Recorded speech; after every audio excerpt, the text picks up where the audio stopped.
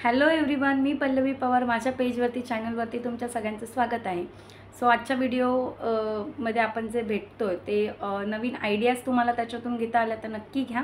पण हा व्हिडिओ आहे तो माझ्या संदर्भात आहे. म्हणजे मी एक 9 वर्षापूर्वी माझा जो एक बिझनेस चालू केला होता, आता तुम्हाला टायटल तर कळलेलंच आहे कोणता बिझनेस आहे, तो कसा चालू केला होता हे तुमच्यापर्यंत मी थोड्याशा शब्दामध्ये शेअर करणार आहे. सो व्हिडिओ लास्टपर्यंत बघा, नक्की तुम्हाला याचा फायदा होईल. आणि व्हिडिओ आवडला तर फॉलो करायला, सबस्क्राईब करायला नक्की विसरू नका. म्हणजे तुम्हाला असे छान छान व्हिडिओ जे खरे अनुभव असतील, म्हणजे असं काहीतरी वेगळं मी हे करणार नाही आहे, पण ज्याच्यातून मी शिकले, ज्याच्यातले मी अनुभव घेतले, जे मी स्वतः फील केलं आहे तेच तुमच्यापर्यंत पोहोचवण्याचा माझा प्रयत्न आहे. आणि त्याच्यातून तुमच्या काही चुका होत असतील तर तुम्ही त्या वेळेवर सुधरवू शकता, किंवा जर तुम्हाला फायदे होणार असतील तर त्याच्यातून चांगलंच आहे. सो जास्त वेळ नाही घालवता व्हिडिओला स्टार्ट करूया. मी माझ्या आधीच्या पण व्हिडिओमध्ये माझ्या राख्यांच्या बिझनेसबद्दल मी शेअर केलं होतं. आणि रिसेंटली आता काल परवा जी व्हिडिओ टाकली, झिरो इन्व्हेस्टमेंटमध्ये कोणते बिझनेस स्टार्ट करू शकतो, म्हणजे जो मी घरातून करते त्याच्यामध्ये मी राख्यांचं मेन्शन केलं होतं.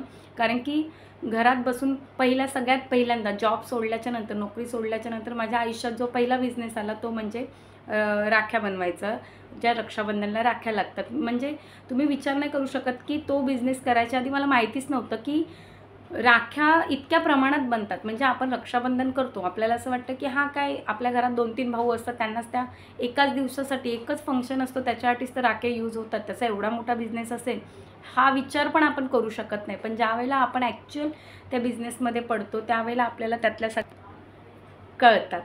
तर मला पण एक 10 वर्षापूर्वी म्हणजे असंच मी सर्च करत होती. मला आवडतं की काही ना काहीतरी सर्च करत राहायला कामं, जी माझ्या थ्रू कोणाला अजून कोणाला म्हणजे भेटतील अशी. तर मी असे सर्च करता करता मला एक म्हणजे असं राखी मॅन्युफॅक्चरिंगवाले मिळाले आणि त्यांनी मला पहिल्यांदा मी आयुष्यात तिथे शिकले. म्हणजे आपल्याला माहिती आहे की धाग्यामध्ये मणी टाकायचे म्हणजे राखी होते, पण ती पण कशी ओवायची याच्यामागे पण टेक्निक असतात. ते पेंडेंट कसे यूज करायचे, कोणता मणी पुढे टाकायचा, कोणता मणी मागे टाकायचं, याचं नॉलेज मला 9 वर्षापूर्वी जेव्हा मी त्यांचा माल बनवायला गेले तर तिथून कळलं. तर मी त्यांना थँक्यू पण बोलेल की एक नवीन म्हणजे आपल्या अंगात क्रिएटिव्हिटी असते, पण त्याची थोडंफार आपल्या नॉलेज पण पाहिजे ना की ते कसं करायचं, काय करायचं. तर ते मला त्यांच्याकडून कळलं होतं. आणि मी एक 9 वर्षापूर्वी ज्यावेळेला माझी मोठी मुलगी 1 वर्षाची होती त्यावेळेला माझ्याकडे ऑप्शन नव्हते की मी घराच्या बाहेर पडू शकत नव्हते. कारण की मला असं वाटत होतं की माझी पहिली जिम्मेदारी ती आहे की मी मुलीकडे लक्ष देणं हे मला जास्त गरजेचं वाटलं. जॉब करणं म्हणजे एक गरज होती जॉबची, पण मला असं काहीतरी पाहिजे होतं की मी तिला सांभाळून जॉब करेल. कारण की मुंबईच्या ठिकाणी तुम्हाला माहिती आहे की एक माणूस फक्त कमवत असेल तर आपलं घर खर्च भागत नाही. सपोर्टिंगला दोघं पण कमवत असले तर होऊन जातं. सो मला ती तळमळ होती आणि ते शोधता शोधता मग ते राखी मॅन्युफॅक्चरिंगवाले मिळाले आणि तिथे आम्ही गेलो. त्यावेळेला सुरुवातीला माझ्याकडे हार्डली 2-3 बायकाच होत्या आणि त्या पण माझ्या सोसायटीतल्याच होत्या की त्यांना मी हे काम करायला देऊ शकत होते. म्हणजे पहिल्यांदा जे आणलं तेव्हा मी ट्राय करून बघितलं ते मला जमतंय का, कारण की ते मला जमल्यानंतर मला ते दुसऱ्यांना करून दाखवायचं आणि त्यांच्याकडून करून घ्यायचं आहे. सो तिथून मला एक 9 वर्षापूर्वी माझा तो प्रवास चालू झाला राख्यांचं करायचा. आणि मी त्यांच्याकडून आणायचे माल आणि त्यांना बनवून द्यायचे जे त्यांच्या त्याच्यामध्ये पण खूप चढ-उतार आले. कारण की पेमेंटला इश्यू होतो. अशा आपण ज्यावेळेला सिजनेबल कोणत्या गोष्टी आणतो बनवायला तर आपल्याला कंपनीकडून लगेच पेमेंट होत नाही. 1-2-3 महिने ती लोकं घेतात, 3-4 महिने घेतात. मग ते कुठेतरी थोडंसं तडजोड करायला लागायची. कारण की बायका असतात, ज्या महिला असतात, त्यांना हे पेमेंट आपल्याला महिन्याचं द्यावं लागतं. कारण की त्या थोड्या कमावणाऱ्या असतात, त्या 2-4 महिने एवढा वेट करत नाही. मग तिथे कुठेतरी तडजोडी कराव्या लागायचं, ॲडजस्ट करावं लागायचं की त्यांना, आपल्याला तर पैसे मिळत नाही आहेत पण आपण आपल्या खर्चातून त्यांना काढून द्यायचे. थोडंसं हेडेक होतं, पण ठीक आहे, बिझनेस करायचं तर ह्या छोट्या मोठ्या गोष्टी आपल्याला ॲडजस्ट कराव्या लागतात. सो मी तिथून स्टार्ट केलं आणि लिटरली 2-3 महिन्यामध्ये माझ्याकडे जवळजवळ 100 क्रॉस महिला मी केल्या होत्या. माझ्या एरियामधल्या 100 क्रॉस महिला माझ्याकडे राख्यांचं, म्हणजे आमचं घरामध्येच, मी आत्तापर्यंत जे काय करते ते हे माझ्या घरामध्येच करते. आणि अक्षरशः राख्यांचे असं बनवून आणलेले असे ढिगारे लागायचे. आणि माझी मुलगी 1 वर्षाची होती आणि त्याच्यामध्ये ती खेळायची, पण तिने कधी त्यातला मणी वगैरे असं काही तोंडात वगैरे घातला नव्हता. म्हणजे तिला पण कळायचं की हा काहीतरी आपला बिझनेस आहे. सो मी तिला अक्षरशः त्यावेळेला, म्हणजे मला कोणती गोष्ट सांगायला अशी लाज वाटण्याचं कारणच नाही आहे. कारण की ती लाज वाटण्यासारखी गोष्टच नाही आहे. मुळात माझी मुलगी फीडिंग करायची त्यावेळेला, आणि लेडीजच यायच्या. माझी सगळी कामं शक्यतो महिलांसाठीच असतात, तर आपल्या घरी लेडीज यायच्या कामं घ्यायला, आणि अक्षरशः ती फिडिंग करायची, आणि मी तिला फिडिंग करता करता पण तो राख्यांचा माल द्यायचा. म्हणजे सांगण्याचं माझं तात्पर्य असं आहे की जर आपल्याला एखादी गोष्ट करायची तर कुठल्याही गोष्टीचं त्याच्यामुळे अडथळा येईल म्हणून आपण ती गोष्ट करायची नाही. म्हणजे मला छोटी बेबी आहे, मग ती फिडिंग करते, मग त्या बायका घरात येणार, मग मी त्यांच्यासमोर कसं करणार. म्हणजे अक्षरशः मी दुपट्टा ओढणी टाकून तिला दूध पण द्यायची, आणि महिलांना जे काय बनवायचं असेल ते त्यांना डिझाईन करून दाखवायची. म्हणजे इथून मी स्टार्ट केलं होतं थोडक्यात सांगायचं. आता ती थर्डला, म्हणजे आता फोर्थला जाईल, आता ती 10 वर्षाची झाली आहे. इथून मी स्टार्ट केलं होतं. अक्षरशः मला कोणत्याही गोष्टीची लाज वाटत नव्हती, कारण की महिलाच महिलांना समजून घेऊ शकतात की आपण कोणत्या परिस्थितीत काम चालू करतोय. 2-3 वर्ष झाली मी त्या कामामध्ये इतकी रुळली की मला ते आवडायला लागायचं, पण पेमेंटमुळे थोडंसं मागे पुढे व्हायचं. मग त्यांच्याकडून मी ते काम आणायचं बंद केलं. मग नंतर बायकांचं सारखं असायचं की ताई काम आणा, काहीतरी काम आणा. मग 2-3 वर्ष आम्ही स्वतःचं ट्राय केलं. म्हणजे आम्ही खूप ठिकाणी फिरलो, मोती कसे भेटतात, आणि सगळ्यात पहिला मॅटर असा असतो की आपल्याला जर स्वतःचं चालू करायचं तर सगळ्यात मोठा जो अडथळा असतो तो येऊन थांबतो पैशांवरती, आणि पैशांचे प्रॉब्लेम्स असायचं. एवढं जर मटेरियल तुम्हाला होलसेलमध्ये घ्यायचं तर तुमच्याकडे तेवढे पैसे पण पाहिजेत. तर आम्ही सगळीकडे जाऊन थोडेसे मोती मणी वगैरे घेऊन यायचो, आणि मला ॲक्च्युली त्याच्यामध्ये आवड होती. मग मी राख्यांच्या डिझाईन्स बनवायच्या, आणि मग आम्ही आर्या एंटरप्राइजेस राखी म्हणून स्वतःची कंपनी एक 6-7 वर्षापूर्वी स्टार्ट केली. त्याच्यानंतर आम्ही अक्षरशः बघाल ना 8 दिवस, म्हणजे माझे मिस्टर चांगल्या जॉबला आहेत, चांगल्या पोस्टवरती असूनसुद्धा रक्षाबंधनच्या वेळेला आम्ही रोडवरती आमचं राख्यांचं स्टॉल लावतो, कारण की 10-12 दिवसांसाठी आपण गाळा घेऊ शकत नाही, आणि आपल्याला तेवढ्यासाठी कोण गाळा देणार पण नाही ना, कारण की कोणाचे त्या टायमिंगला खाली असतीलच तर मिळेल, आणि एखाद महिन्याचं भाडं द्या.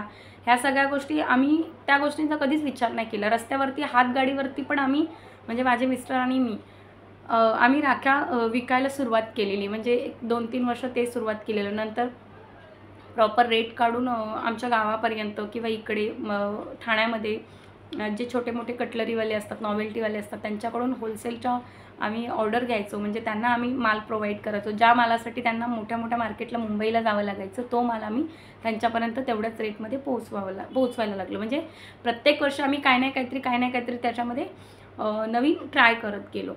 तर छान, म्हणजे सांगण्याचं हेच दृष्टिकोन आहे की जी तुम्हाला गोष्ट छोटी वाटते, की रक्षाबंधन ही वर्षातून एकदा येणारी गोष्ट आहे, तर मी तर काहीच नाही आहे, मी छोटं मोठं तयार करते, पण लोक करोडाने माल तयार करत आहेत. लोकांचं करोडामध्ये बिझनेस चालू आहेत, आणि ते बिझनेस असे खूप, आणि त्याच्यात मुळात एक गोष्ट अजून एक तुम्हाला सांगण्यासारखी वाटते की रक्षाबंधन आपलं महाराष्ट्रातला म्हणजे एक सण, म्हणजे एक बोलतो ना की बहीण भावाचं नातं.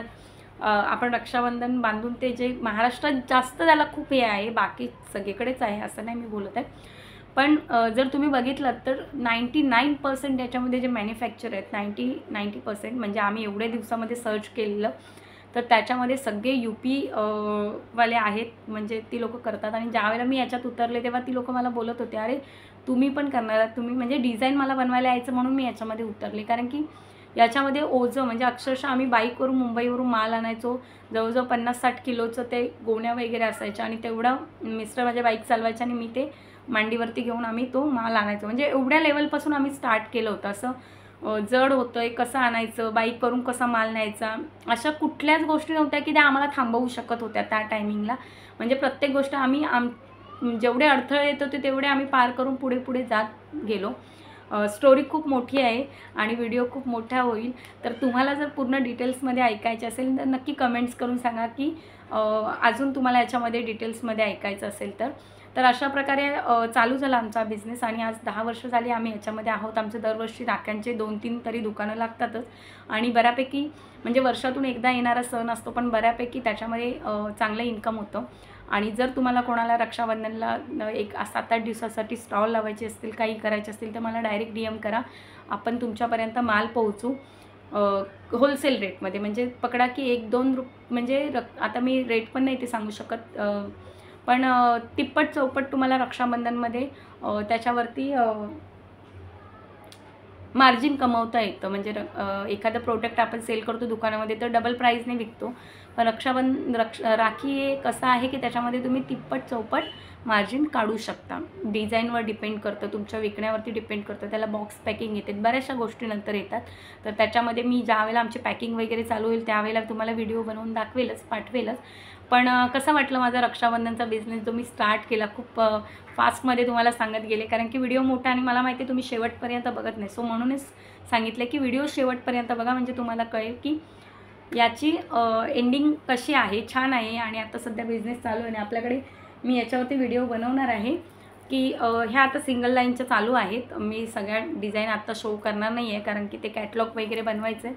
सो आता आपल्याकडे अशा राख्या बनवून ह्या सकाळी मी माल देते लेडीजला, त्या रिटर्न आपल्याकडे घेऊन येतात बनवून.